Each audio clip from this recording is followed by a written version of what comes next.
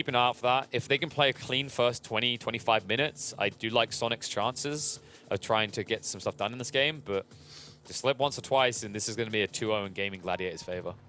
All Leslau needs to do is predict a victory here in this game, because at the intro screen there, I know unfortunately people are going to see it, but it did say he has 25 games in a row predicted correctly. What? So that's some impressive stat right there. So I wonder if he's I haven't seen the prediction coming out yet. I don't know. No.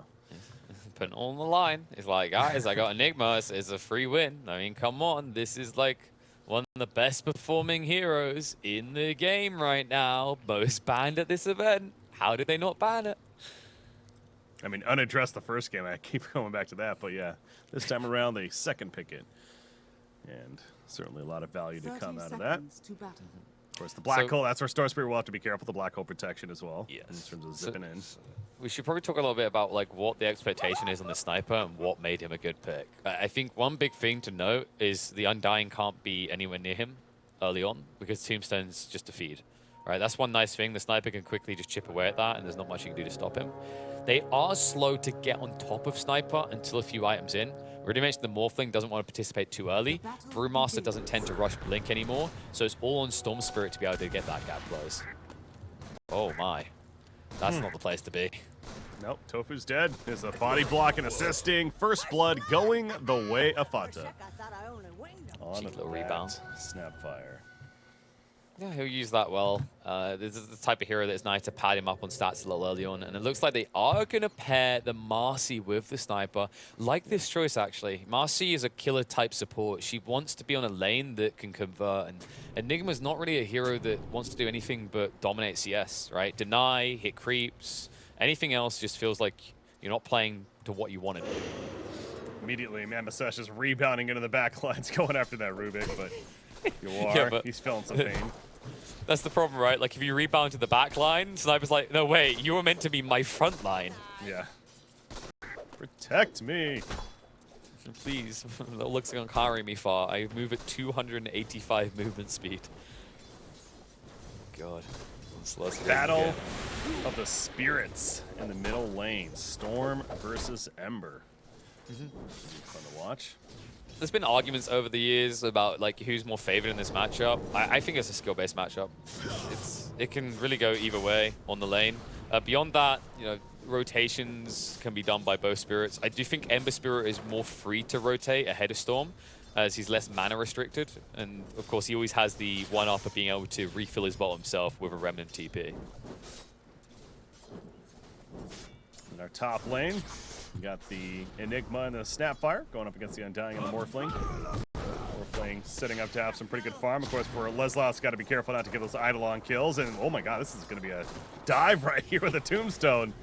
Okay. Whoa. Boys, let's calm down. The lane isn't usually meant to be here. Yeah.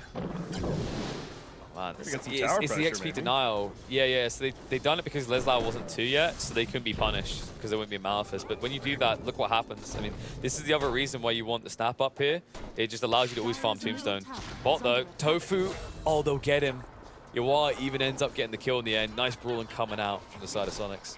Yeah, Shrapnel, plenty of damage to secure it. And Ace doing what he could in the process to save his teammate, but not to be. So some farm opening up for the Sniper. As far as not having to feel as much pressure anymore. He's 8-3 against a 10-1 Brewmaster. It's a big difference between Sniper mid and Sniper safe lane that you see here is that you go for Shrapnel. A lot of the mid snipers don't bother. They just level, take aim and headshot, and they just harass their opponent out one-on-one. But in 2-on-2 engagements, this becomes more impactful, especially if MSS chooses to go towards something like an Uv. At that stage, Tofu is just free food on this lane perma.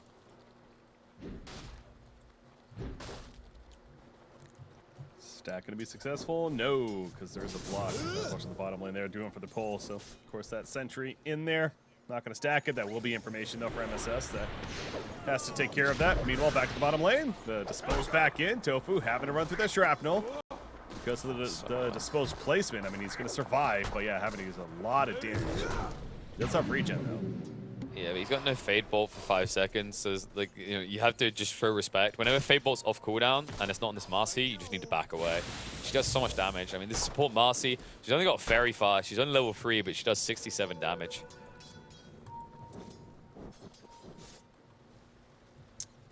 matchup. Ember Spirit slightly favored so far. The lane is pushing up though, so pretty even. Game goes back to as you'd expect. Both these players, great players. Quinn versus Boom.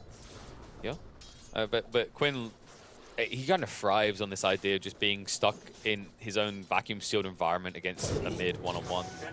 Nice rotation coming out. Boom has to turn around and run. Unfortunately, Farda, because he leveled the little shredder to get rid of the tombstone, they don't have the cookie to set up a kill here, but they will get the rune control. Yeah, if you see how close he is to level 3, maybe if he's level 3 and rotates over, then different story. But as you mentioned, the rune control was the key. I think it's just the water rune on the way back to the top lane. Yeah, it's just one of those annoying situations where if you don't have little shredder, you aren't killing tombstone, so you need it. Ideally, in these type of games, a Snapfire usually will probably want the cookie and the Scout Blast by 2, even though it's very mana intensive, but just one of those situations. Yeah. Well, Ace once again is setting up to have a very good farm, and it's showing 23 and 7. Oh, Boom's gone. With the best of them. Boom is dead mid lane. Quinn gets the kill. So on point there. He waited for the initial magical damage to come through and then used the flame guard so he could just dive. It's just, this is the power of getting an XP advantage, just ever a slight one or a resource advantage in terms of the runes. Now he will get the XP advantage. He'll be able to get 6 first, and this is what I was talking about. You just Remnant, you TP back to base. Now Storm Spirit doesn't have the argument that he's got full health and you haven't.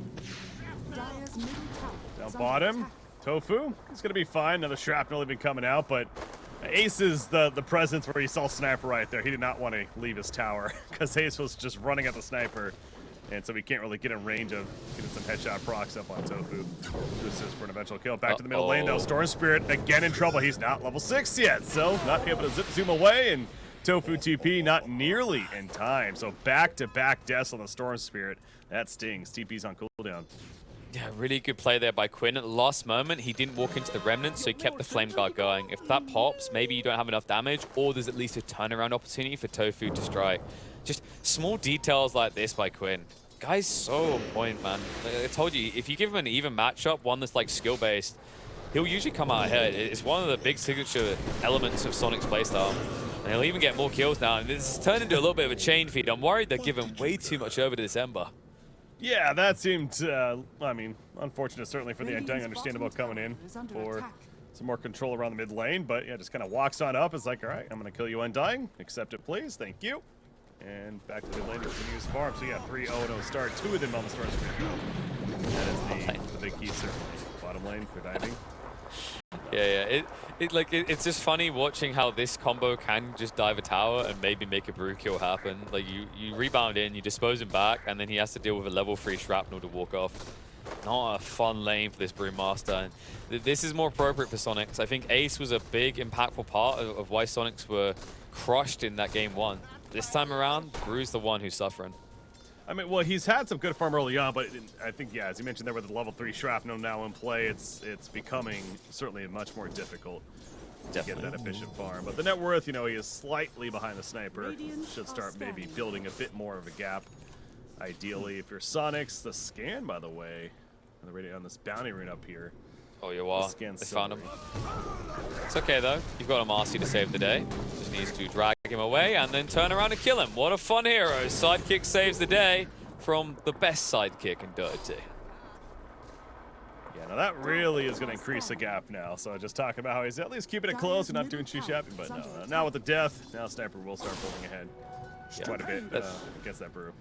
The reason he wasn't dying before is because Tofu was, but Tofu dies so quickly now if he shows up in this lane that it's all on Brew. And you see the only thing Tofu can do is make stacks. It's really unfortunate. It does at least get Storm back in this game. These stacks will be intended for Boom to clear. At least the normal ones will. Probably Ancients for the Morphling eventually. But I do believe Quinn senses this is going on. I wouldn't be surprised if they try to get some vision in that area and spot out some easy support kills. Yeah, look at Leslie on the top lane, by the way. He's even going to use the Idol on the Scout. He knew something was up, and I'm guessing this ward right here is what spotted that Storm Spirit coming over. Morphling was full agility as bottom. Ace is fine. Less than 50 HP, though. One tap from going down. The rotation almost pays off, but still will anyway. They'll just push into this tower, and it's interesting to think that usually when we see these type of unexpected carries like the Sniper, they can be the ones to take out the off-lane tower before any other tower falls. That just doesn't really happen often. Hunting bounties. But yeah, Morphling was trying to bait out the attempt from Leslau on that Enigma to go for the kill, thus the Storm Spirit could come in and get the kill on him, but Leslau sniffed it out, so good job by him staying alive there. But speaking of staying alive, mid lane, Quinn. Try lanes. It's party time.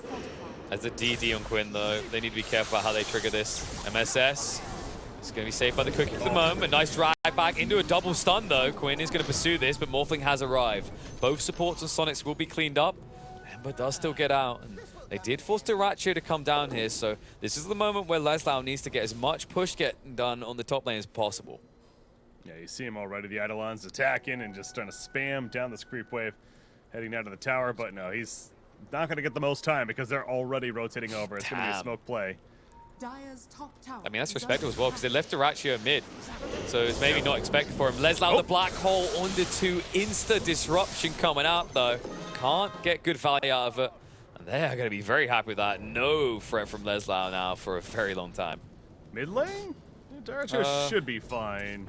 Slight, no. He was holding waveform the entire time, so he shouldn't die there. Like, the only way he dies is if he sneezes and accidentally presses attribute shift to agility. Yeah, that black hole though, going back to it, I mean, again, it's one of those, I don't know if he just didn't see the Rubik, but it was also just a very in the moment. He had a TP coming in from the Marcy. That was the only way not only he lives, but maybe he gets a turn kill. Obviously not to be though. The Rubik just immediately stops it, and in the moment gets killed. So black hole gonna be on cooldown for 160 seconds. Quinn doing the slight right there, but they're keeping around this mid lane on both sides. Dyrachyo, though, he's just hugging the tower. Yeah, it's important for Gaimin Gladiators that they don't just bow to this pressure and let the tower start falling. Like, they have a much better late timing because of the Morphling. The sniper is relying on Quinn to make space happen, to get objectives, so that he can come in really strong around the 20-minute mark. And the stack will certainly help that, as Quinn's going to ask for a second. Pause coming out here, but yeah, the stack being farmed by Sniper, and you look at this farm right now, he's a little bit behind that Morphling and his teammate in the Ember Spirit, but this, of course, going to enhance it, and he's building into that Mask of Madness. Dragonlance, it looks like, the Maelstrom. Yeah, the Mask of Madness is on its way, so he's got the other component, and yeah, we straightened Dragonlance, just extra range, just lets you take these objectives, because the key thing here is, outside the Eidolons, they don't have any push. Like, Enigma's going to try to help with that, but the Ember can't contribute. Ember is a killer hero. He doesn't do anything when it comes to attacking towers, so that is going to be the responsibility of Yawar as the game goes on. Bata just chilling here at the bottom lane. He's going to walk up by Ace immediately. Goes for him as soon as he poked out. The tree. Good luck with getting out of that one, buddy. I think he was hoping he could at least get the XP for 6 first, but it's not going to happen. Doesn't get a tombstone. Nope. Yeah, you can tell, again, he was hiding in the trees, and he's like, all right, well, I'm just going to make my chance, or take my chance. He tries to beeline into the tower, and Ace says, nope, cuts him off. And obviously, we see the end result. So well played there by Gaimin Gladiators, and they're also going to get the tier 1. There is going to be no resistance really put up by Soniqs. Not much they can do about it. No, you know, they get the top tower, right? So it's just going to be exchange out. They do get it first, so they're able to shift back to the lanes a bit faster than Gaimin Gladiators, but they're not really able to do anything with that shift. Quinn's just kind of parked on the mid lane at the moment, because if they don't sit someone here who can survive against the Morphling, then Morph will seize down the tier 1 mid. That's the worst case situation for Soniqs.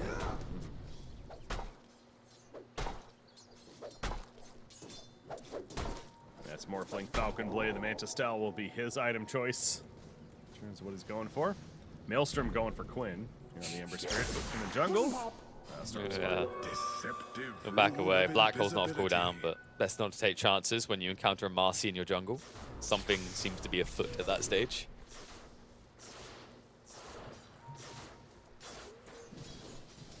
So, thinking about progress here between the two offlaners, I do believe, yeah, the edge is very clearly with Brewmaster. Look at that difference in farm. Leslau is dirt poor this game. Yeah, it's been difficult for him up there. He has not been able to have any really comfortability as far as farming out this top lane. We talked about it in the laning phase initially, and it hasn't got much better. I think the Storm Spear presence also has constantly been scaring him. He's currently doesn't really have vision to work with. Kisses spot.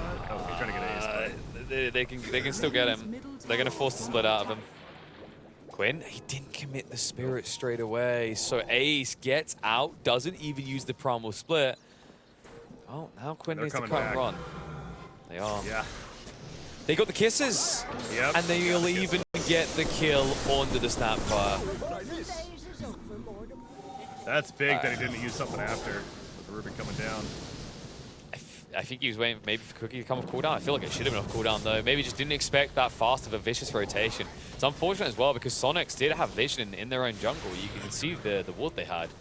But yeah, no spells used, so Tofu gets a big one for an upcoming team fight. Why this is really scary now, Breaky, is if you go in a black hole, Tofu alone could just murder you from far. He is going to be sitting back. Brewmaster also, he's ready with their primal split. Mentioned they didn't force that earlier Storm Spirit. Push out the mid lane with his Morphling, but clearly Gaimin Gladiators are looking for initiation. They find it onto the Snapfire. There's those one of our kisses from Rubik.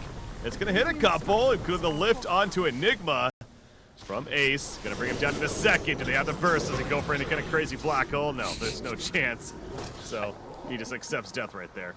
I mean, they kind of looked like they wanted him to black hole, right? The way they were converging, like, please, press the button. You can't do anything. We want it on cooldown again. But yeah, he chooses not to be baited in by that.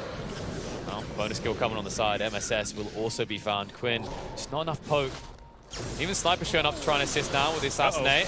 Drag control comes in onto Quinn, though. We'll be able to back away to the Remnant with the haste run, and someone else is going to be running quickly. Yawar squeals like a pig and makes for the hills.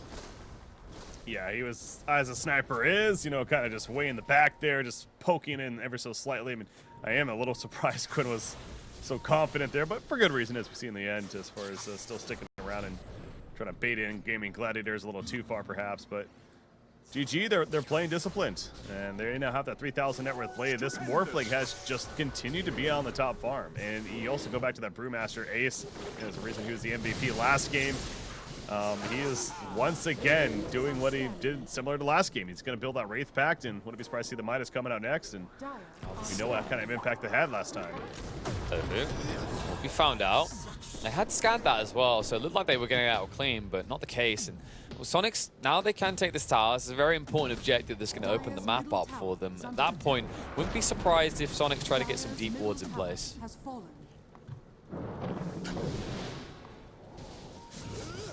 Ember still doesn't have the Maelstrom, but yeah, the Mythril Hammer is almost there. They're moving in the jungle, though. Find Ace. Doesn't have Primal Split. For 20 seconds, they need to be fast about it. Such an annoying hero, he can slow you down in the attempt as well. And we'll room up. Cookie spam, nice, under control, but maybe not good enough. Ace, 13 seconds to the Primal Split. They will get rid of the Panda in the end. They won't get out clean. MSS chased on by the zombies. Should be an easy finish as the Marcy is going to die, and they'll find the bonus kill in the fodder as well. Yeah, but with how long Ace survived, it was getting close to actually being Quinn in trouble, too. He was able to remnant out just in time as the initiation was kicking in, specifically from that Storm Spirit. But yeah, able to kill Ace and then get out. That was the key, at least for Soniqs, but certainly taking that, because that gank took forever, they will lose both of their supports, as we saw. And speaking of losing heroes, Enigma, he's just dead. Here's Storm Spirit now. He's got a Kaya, he's got that Soul Ring. A freebie kill for him. Yeah, I mean, we're 15 minutes in the game, and I don't feel like I've seen Quinn use a single aggressive Remnant. And that's not his fault. That's just where he's at now. Like, if he tries to go in, if he doesn't have that save, he's also going to feed over. Right now, Quinn's really the only thing holding on for Soniqs. Like, you can talk about Yawar having slightly higher net worth, but it's going to be a long time until he's ready. You can see what he's going towards now. It's going to be maybe the Maelstrom, but maybe the BKB. He keeps going back and forth between the two. I'm of the opinion that neither is necessarily going to save you at this rate. Like, if you go BKB, you don't have enough damage. If you go Maelstrom, you don't have protection against Gaimin Gladiators. Realistically, you need both of the items, but maybe you won't have the time to get them at this rate.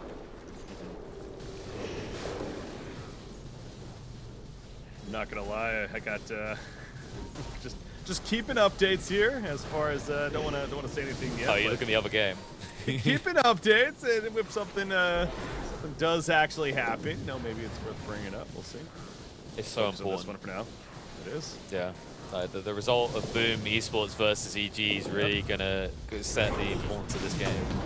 Small update for people. Boom are leading in that game right now. That's I didn't want to say it, but yeah, they are leading. It's not a huge lead. It's not an overwhelming lead. As we're going to see another little cheap pick here. There's a different type of boom. Gets a kill on NA. Yeah, Marcy dead again. That's 4 deaths on her. Not going the way that they hoped with that first pick, Marcy. Again, certainly first pick is not going to debate that, but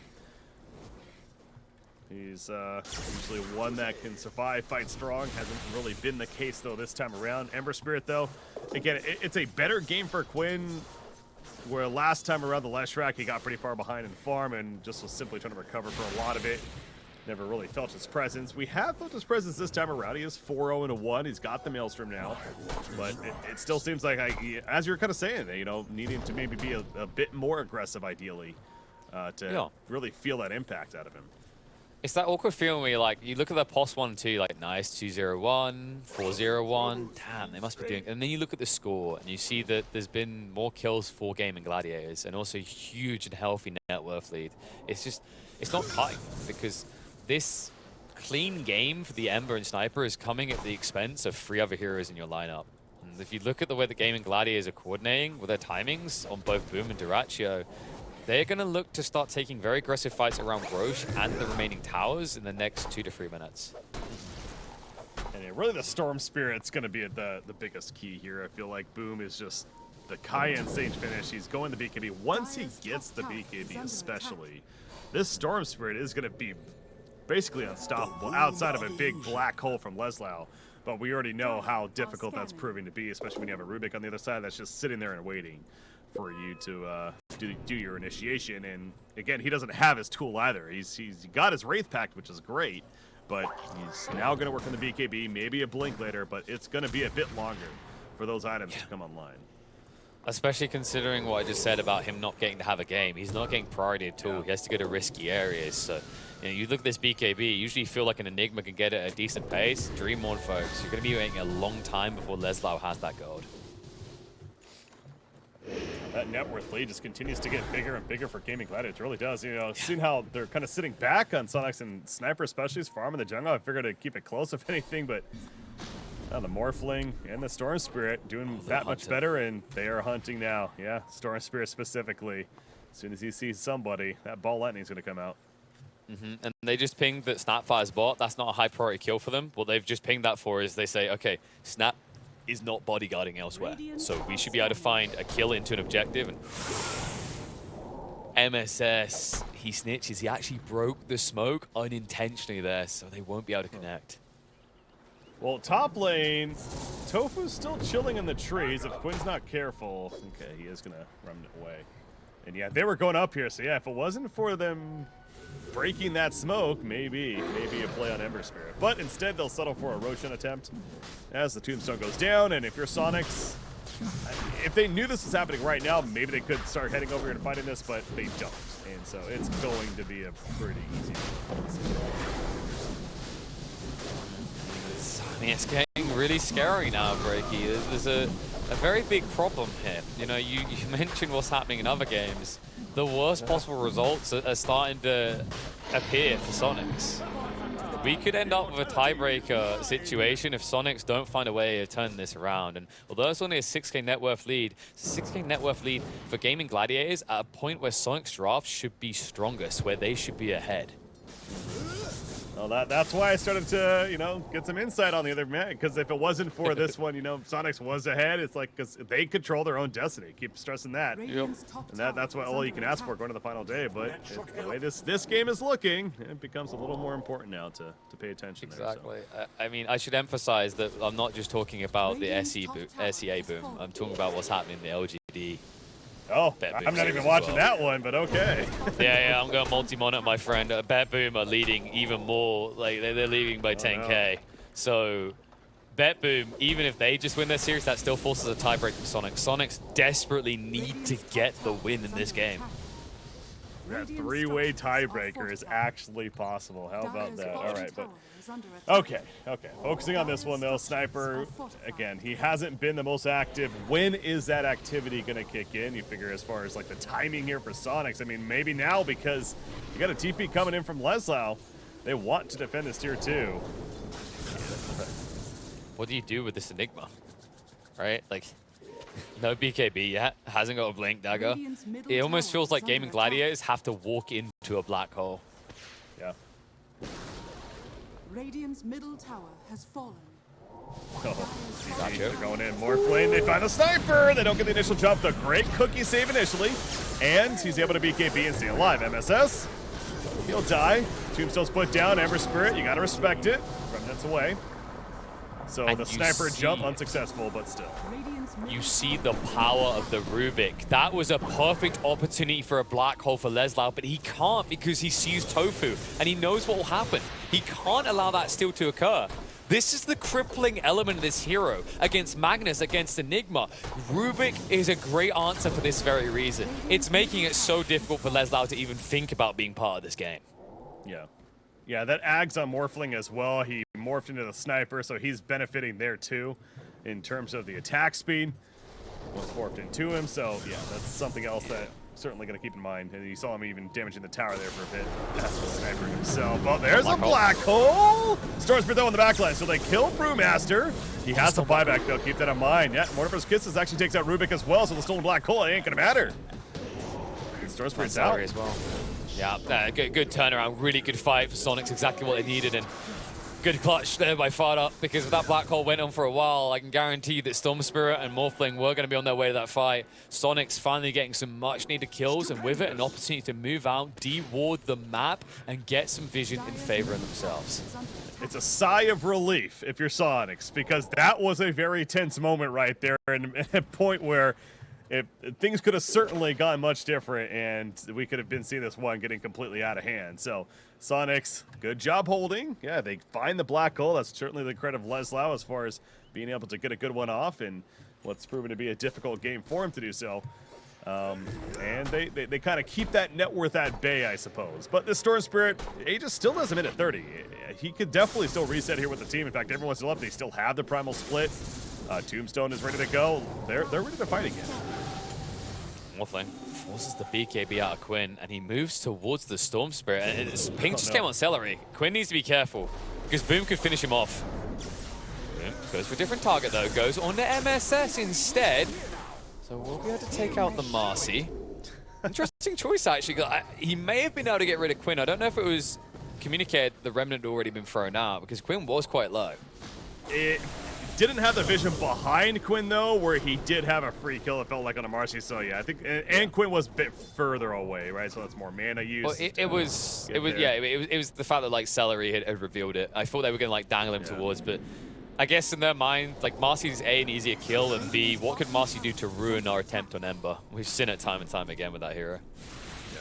But 30 seconds on this Aegis, and against Storm Spirit, arguably the best Aegis carrier in the game. And well, he's going to find an Arcane Rune, because why not? That's his best rune.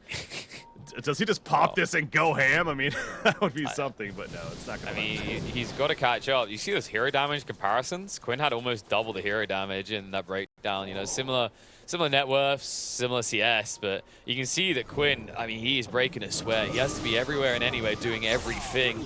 Able to drag himself away for the time being. There's going to be a jump in from the Storm Spirit. A lot of damage here. Quinn able to back away for the moment, but Boom commits the BKB as the Aegis runs out, so he gets the full regen, and he gets the kill on his Spirit compadre. Yeah, that was the case exactly. The reclaim of the Aegis actually benefited him there with that regen of the mana and the life, and he is going to go in again and secure the kill to Snapfire. And now they're going for tier 3. Ember Spirit, 35 seconds, he's dead for. Enigma also dead for another 30 seconds. His black hole will be back up. Fortification stalling this, but Morphling has that strength. He's just going to beat down this tower. The Wraith Pack totem put down, and this is definitely a set of racks. I mean, Sniper, yes, one of the kings at counter pushing and holding his base, but right now he doesn't have a lot of farm necessarily, and he can only do so much by himself. Oh my good God, just imagine how Soniqs are feeling right now. Already the pressure, they probably got the news that EG had lost game 1. They don't even know about what's happening in game 2 between BetBoom and LGD, and they'll probably count their lucky stripes they don't. Imagine the pressure on these players right now. The fact that a lot of them have been together for many years, many iterations, and they've been to so many TIs and always seem to be deprived. And now here on the edge of the abyss, sure, it won't equal an insta kick out of TI-11, but they would be forced to play tiebreakers for elimination on the line. Yeah, that's that would be something, but hey, there's still game left. So keep focused on this one if you're Soniqs. I'm sure they are. It is looking fairly, it's looking gloom. You know, the mid-set racks being dead, the sniper, just to be blunt, we have not seen the sniper presence really. Yawar has not had the opportunity to shine in this game, and does definitely a lot of it goes back to the final pick Storm Spirit. Boom's having the great game that they hoped for on the side of GG, and the Storm Spirit presence is always going to be a factor this game, no matter how lit it goes against the sniper. But then on top of that, the Morphling, he's going to have an Eye of Scotty now, already with that Ags in the Manta style, as he's just purchasing that, and he just seems almost unkillable already. Yeah, he's being sniped at the timing because Yawar was going for the exact same eyeing. Makes a lot of sense up against the Morphling, and usually it would be decent against these type of heroes, but the Morph can just turn into you, match you blow for blow long range. In that situation, Morphling will win the fight. So Yawar still trailing. He needs to get more from other elements of his team. A lot of pressure still on Leslau to deliver with these black holes. He does have BKB finally complete. Blink Dagger is but a pipe dream right now. They need to fight. You just walk up in black holes? They yeah, do. He's going to go for it. They're due. Morphling is dead. Just like that, I was saying. It seemed like that was going to be an opportunity, and they were right. Mortimer's Kisses, Tofu in the backlands, Ember Spirit chasing. Black hole. But the counter black hole, never mind. It's going to be stopped. Oh, no, it actually is going to be used, but Goes full. Quinn He goes down. Yeah, it just locks him down. So the stolen black hole comes into play for the Rubik, and now Leslau, he's being run down as well. Glimmer Cape saving him for the time being, but the Rubik factor, the key for GG in this one.